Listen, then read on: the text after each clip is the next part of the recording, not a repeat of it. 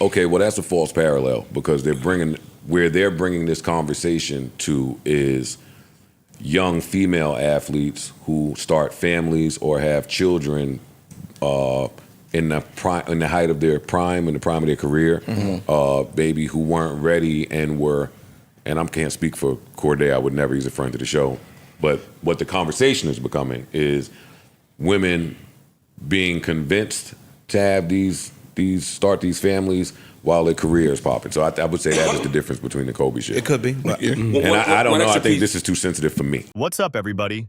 Welcome back to Scores and Assists, where we break down the latest headlines and bring you fresh takes on everything sports and culture. From trending news to game highlights and hot debates, we've got it all. Hit the subscribe button and stay in the loop. This one sentence uttered after a Wimbledon loss triggered a flood of media clips painting Naomi Osaka as constantly sad or mentally unstable. But in context, she was likely only talking about her performance. So why are we fans and media so quick to panic when a female athlete honestly expresses a bad day? This isn't just about tennis. It's about the blurry line between professional obligation, emotional authenticity, and public scrutiny. A male athlete like Kobe Bryant might say something similar and be praised for his competitive fire. But when Naomi says it, it's treated like a crisis. Is it because she previously stepped away for mental health reasons or because she's now a new mom? And society can't accept a tired mother who admits she's not okay. Listen to the clip and ask yourself, are we truly supporting athletes or just demanding smiling winners on demand? What else needs our attention? Do we need to give therapy to Naomi Osaka?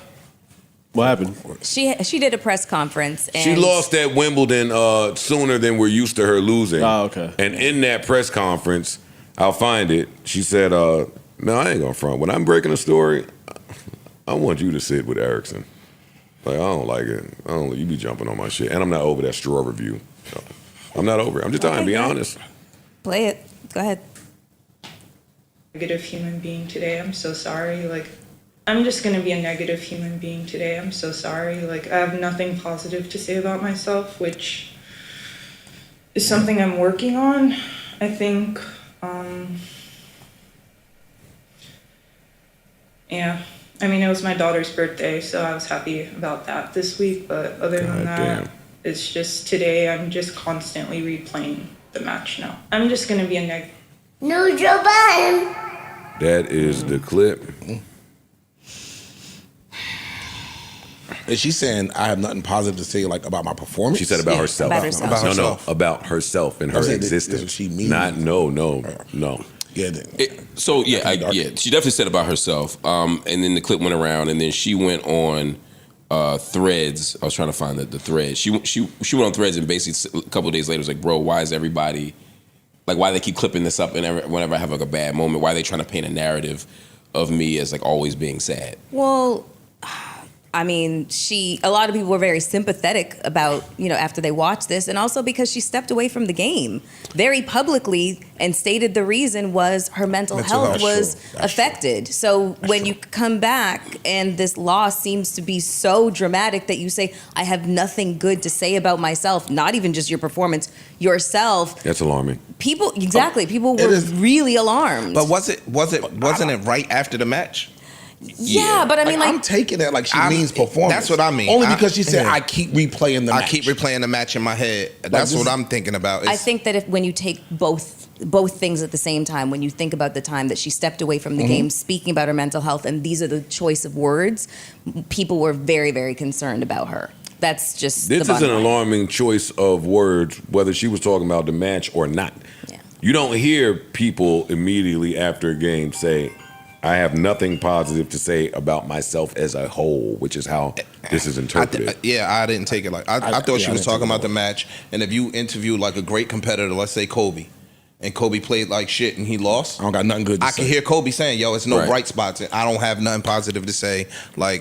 Okay, well, that's a false parallel because they're bringing this conversation to is young female athletes who start families or have children in the height of their prime, in the prime of their career, maybe who weren't ready and I can't speak for Corday, I would never use a friend to the show, but what the conversation is becoming is women being convinced to have these start these families while their career is popping. So I would say that is the difference between the Kobe shit. It could be. But, yeah. And I don't know. I think this is too sensitive for me. Yeah, I just want to add one other piece to her comment. Just I'm gonna read it exactly because she is sort of saying that she was only sad about the match because what she said is she said, "Bro, why is it every time I do a press conference after a loss, the ESPNs and blogs got to clip it up and put it up?" She said, "WTF? Why don't they clip my press conferences after I win? Like why push it out of them always sad?" So she's trying to say basically she was just in her feelings about a loss. And again, some of the great competitors they don't be wanting to talk. Yeah, they and make they're not them, in a good mood. Dog, like, they make them talk. Yeah, you know what I'm saying? Thanks. Like I don't want to come up here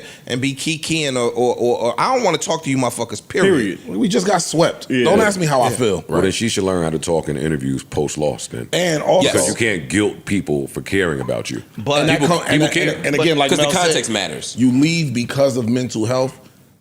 People are going to put you in a different microscope now. Exactly, and that's why I think to your point, like she should say, like, hey.